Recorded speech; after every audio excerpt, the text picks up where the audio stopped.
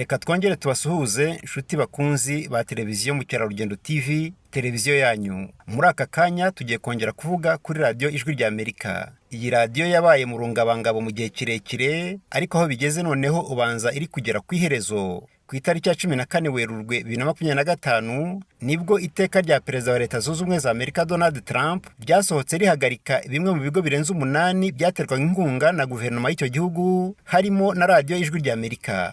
Kuva icyo gihe abakozi bayo bari basanzwe bari mu masezerano y'akazi bashyizwe mu kiruhuko, bivuga ko ari mu rwego rwo kunoza akazi. Amezi abiri arihiritse nta mpinduka, ahubwo birarushaho kuba bibi. Hirya no hino batakamba bati se radiyo Ijwi ry'Amerika izagaruka ryari? Bamwe mu bakozi bayo bagira bati ejo nzamera nte, ariko noneho aba banyamahanga bakoreraga i Washington DC bafite impungenge zikomeye ko bashobora kwisanga mu byago batari bagategujwe. Ikinyamakuru The Global Times cyandikirwa muri Leta Zunze Ubumwe za Amerika kivuga ko inyubako ikoreramo Ijwi ry'Amerika igiye gushyirwa ku isoko. Iyi nyubako yahoze yitwa Wilbur Cohen Federal Building, ni nayo yari isanzwe ikoreramo ikigo US Agency for Global Media, ari nacyo radiyo Ijwi ry'Amerika isanzwe ibarizwamo. Iyi nyubako ya rutura kandi ni nayo yari isanzwe ikorerwamo n'ishami rya serivisi z'ubuzima n'imibereho y'abaturage. Ubuyobozi bwa Perezida Donald Trump wa Leta Zunze Ubumwe za Amerika buvuga ko gahunda yo kugabanya amafaranga asorwa n'ikigega cya leta ikomeje. Muri icyo cyerekezo cyo kugabanya amafaranga bavuga ko yaturukaga mu misoro y'abanyamerika, harimo no kugurisha inyubako kugira ngo amafaranga avuyemo agire ibindi akoreshwa. Gushyira ku isoko icumbi rya radiyo La Voix de l'Amérique rero ni ikindi kimenyetso simusiga kiza kigaragaza ko iyi radiyo yabigeze ku ndunduro.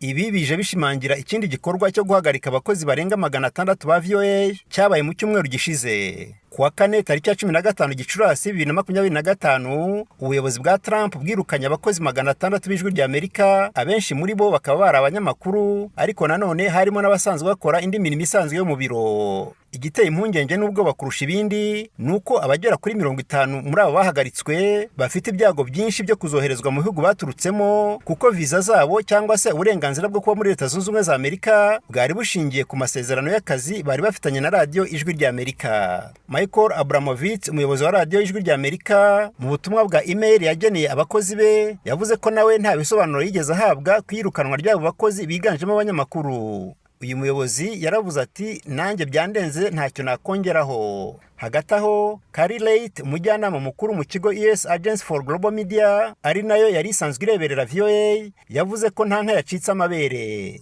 Ati byose twabikoze mu rwego rwo kunoza imikorere y'iki kigo kandi byanyuze mu nzira zikurikije amategeko. Uyu mutegarugori ntabwo ahagarariraho, kuko avuga ko hari gahunda yo kwica ikinyamaswa cy'indiririzi cyaconshomeraga umutungo wavuye mu mitsi y'abanyamerika. Akomeza agira ati ntabwo tuzihanganira gukomeza gusahurwa, ntabwo twakomeza kuvunikira ibitadufitiye umumaro, kandi ibyo mumaze kubona ni bike cyane. Nongere mbisubiremo, nta karakorwa. Nubwo abo ku ruhande bwa Perezida Donald Trump baterura ngo bavuge ko bari hafi gushyira iherezo ku Ijwi ry'Amerika, ibyo bari gushyira mu bikorwa byonyine birivugira. Carrie Late, wa mujyanama twamaze kuvuga mu kanya, avuga ko ibyo barimo gukora atari ugusesa radiyo Ijwi ry'Amerika, ahubwo ngo ni ukwiha umurongo mushya. Uwo murongo mushya ngo uzaba ushingiye ku gutangaza amakuru mu buryo bushya, cyane cyane ko ngo imikorere ya VOA yari iriho yari imbogamizi ikomeye ku buyobozi bwa Perezida Donald Trump. Carrie Late avuga ko radiyo VOA niramuka inagarutse izakora mu buryo bushya, ikazajya ihabwa amakuru na televiziyo yitwa One American News Network. Iyi ikaba isanzwe ari televiziyo ibyumva kimwe na Donald Trump, cyane ko yanayirwaniye inkundura ivuga ko mu matora ya Perezida wa Repubulika yo muri 2020 habayeho uburiganya mu kubarura amajwi, ari nabyo byabaye intandaro yo gutsindwa kwa Donald Trump nyirizina. Nyuma y'amezi abiri n'icyumweru kimwe kuva Donald Trump yahagarika radiyo Ijwi ry'Amerika by'agateganyo, habaye byinshi byakomeje kuzurungutana.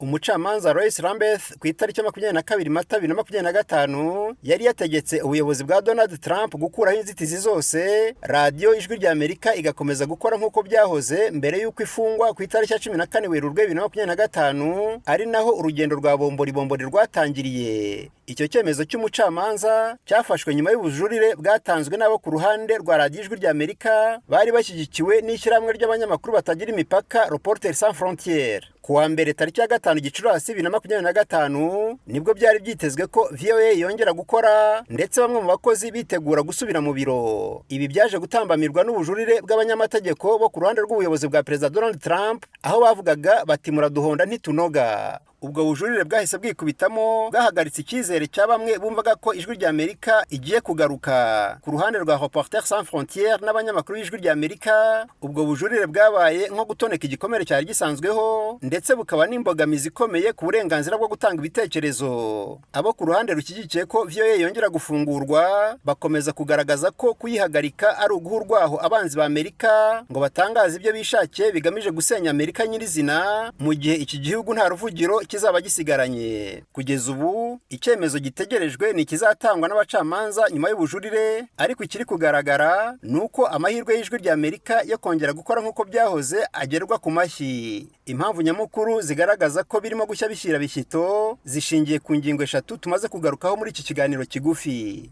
Iya mbere nuko hari abakozi 600 ba radio ijwi rya Amerika bamaze guhagarikwa burundu, ndetse bamwe muri bo mu gihe kitarenze ukwezi bakaba bazurizwa indege bagasubizwa mu bihugu baje baturukamo. Indi ngingo ya kabiri ni yuko ijwi rya Amerika ishobora guseswa buhoro buhoro cyangwa yaba itanasheshwe igasigara nta mbaraga ifite, cyane cyane ko ubuyobozi buriho bwa Perezida Donald Trump bushaka ko ihindura icyerekezo cy'ibiganiro yatangaga.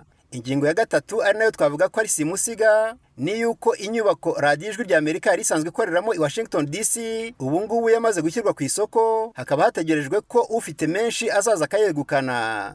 Tubashimiye urukundo mudahwema kutugaragariza. Tubibutse gukora subscribe ku batarayikora, ikindi kandi mukore like, share ndetse mutange ibitekerezo muri commentaire.